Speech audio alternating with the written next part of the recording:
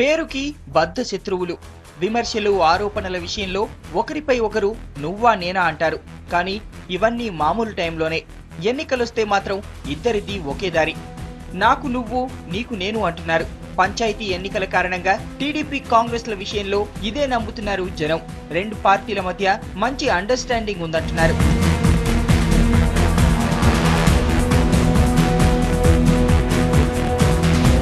ఇకపోతే ఈ రెండు పార్టీలు టీఆర్ఎస్ ని టార్గెట్ చేసినట్టు కనిపిస్తోంది. ఆదిలాబాద్ జిల్లాలోని 217 పంచాయతీలలో టీఆర్ఎస్ ను లక్ష్యంగా చేసుకుని ఎన్నికల బరిలో దిగినట్లుంది సీన్. నామినేషన్లు చూస్తే ఇదే కరెక్ట్ అంటున్నారు పొలిటికల్ అనలిస్టులు. చీకటి ఒప్పందాలు జరిగే ఉంటాయంటున్నారు. కాంగ్రెస్ పార్టీ అయినా మొన్న ఏం జరిగింది సింగిల్ విండో ఎన్నికలలో? ఇక్కడ కాంగ్రెస్ పార్టీ తెలుగుదేశం పార్టీ కలిసి సింగిల్ విండో చైర్మన్ అని చేసుకోలేదా? ఇక్కడ ఆదిలాబాద్ మండలంలో తంతూరులో వైఎస్ఆర్సీపీ కాంగ్రెస్ టీడీపీ ముగ్గురు ఒకటై చైర్మన్ గెలుచుకోలేదా?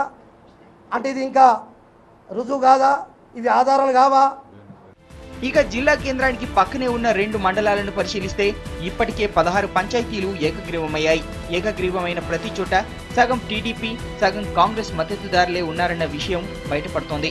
మరో 104 గ్రామ పంచాయతీల్లో ఇద్దరికి ఇష్టమైన ఉమ్మడి అభ్యర్థిని బరిలో దించారనే వార్తలున్నాయి. మొత్తానికి రెండు పార్టీలను ముప్పు తిప్పలు పెట్టి 3 చెరువుల నీళ్లు తాగిస్తున్న టీఆర్ఎస్ ను దెబ్బతీయడానికే వీళ్ళీ రాజకీయాలు చేస్తున్నారంటున్నారు జనం. సర్పంచులను అత్యధికంగా గెలిపించుకొని మరి కేంద్రానికి తెలంగాణ వాదం లేదని చెప్పేసి నిరూపించడం జరుగుతుంది. మరి ఒకవైపు తెలంగాణకు అనుకూలం అంటూనే కాంగ్రెస్ కానీ మరి తెలుగుదేశం పార్టీ కానీ ఇలా లోపకారి ఒప్పందాలు చేసుకొని తెలంగాణ వాదం లేదని చెప్పేసి నిరూపించడానికి తొత్తులుగా మారుతున్నారు.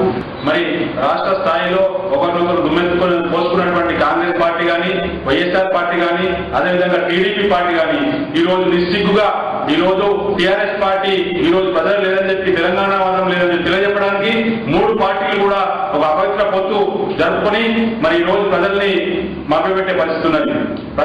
ప్రజలు విజ్ఞత ప్రదర్శించి మరి ఈ రోజు తెలంగాణ వాదాన్ని బలపరిచే విధంగా వారు ఉండాలని చెప్పి కోరుతున్నాం. ఇక రెండు పార్టీలను టార్గెట్ చేసిన టీఆర్ఎస్ తాము బలపరుస్తున్న అభ్యర్థిని గెలిపించుకునే పనిలో పడింది. కాంగ్రెస్ టీడీపీల తీరును ఎండగడతామంటున్నారు టీఆర్ఎస్ నాయకులు. మరి చూడాలి కాంగ్రెస్ టీడీపీల పొత్తుల రాజకీయం ఏమాత్రం కలిసొస్తుందో.